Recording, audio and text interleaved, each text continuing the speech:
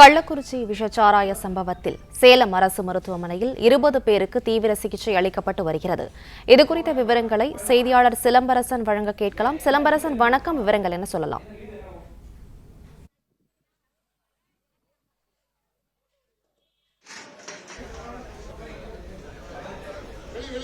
கள்ளக்குறிச்சி விஷச்சாராய சம்பவத்தில் சேலம் அரசு மருத்துவமனையில் 20 பேருக்கு தீவிர சிகிச்சை அளிக்கப்பட்டு வருகிறது.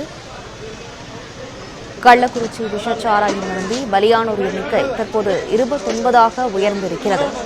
விஷச்சாராயம் அருந்திய 107 பேருக்கு புதுச்சேரி ஜிப்மர், சேலம், விழுப்புரம் அரசு மருத்துவமனைகளில் சிகிச்சை அளிக்கப்பட்டு வருகிறது. சேலம் அரசு மருத்துவமனையில் 20 பேருக்கு தீவிர சிகிச்சை அளிக்கப்பட்டு வருகிறது. மேலும் விவரங்களோடு செய்தியாளர் சிலம்பரசன் இணைப்பில் இருக்கிறார். சிலம்பரசன், விவரங்களை சொல்லலாம். வணக்கம். கள்ளக்குறிச்சி மாவட்டம் கருணாபுரம் பகுதியில் கள்ளச்சாராயம் குடித்து சிகிச்சை பெற்று சேலம் அரசு மருத்துவமனையில் சிகிச்சை பெற்று வந்த 4 பேர் உயிரிழந்துள்ளனர். குறிப்பாக நேற்று இரவு முதல் 3 பேர் உயிரிழந்த நிலையில் தற்போது ஆனந்த் என்பவர் உயிரிழந்துள்ளனர். கள்ளக்குறிச்சி மாவட்டம் கருணாபுரம் பகுதியில் கள்ளச்சாராயம் குடித்தவர்களுக்கு உடல் உபாதை ஏற்பட்டு சேலம், விழுப்புரம், கள்ளக்குறிச்சி, புதுச்சேரி ஜிப்மர் ஆகிய மருத்துவமனையில் 100க்கும் மேற்பட்டோர் சிகிச்சை பெற்று வருகின்றனர். இந்த நிலையில் நேற்று இரவு சேலம் அரசு மருத்துவமனையில் சிகிச்சை பெற்று வந்த ஆனந்த், சுப்பிரமணி, நாராயணசாமி, ராமு ஆகிய 4 பேர் தற்போது உயிரிழந்தனர்.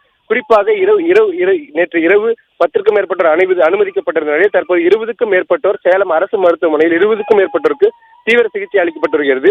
மேலும் தொடர்ந்து சேலம் அரசு மருத்துவமனைக்கு பரிந்துரைக்கப்பட்டதால் மேலும் சிகிச்சை பெறுவோர் எண்ணிக்கை அதிகரிக்க வாய்ப்புள்ளது. மேலும் அதே போன்று நேற்று இரவு உயிரிழந்த நபர்களின் உடல்களை இரவோடு இரவாக பிரேத பரிசோதனை செய்யப்பட்டு அவர்கள் சொந்த ஊருக்கும் தற்போது அனுப்பி வைக்கப்பட்டுள்ளது.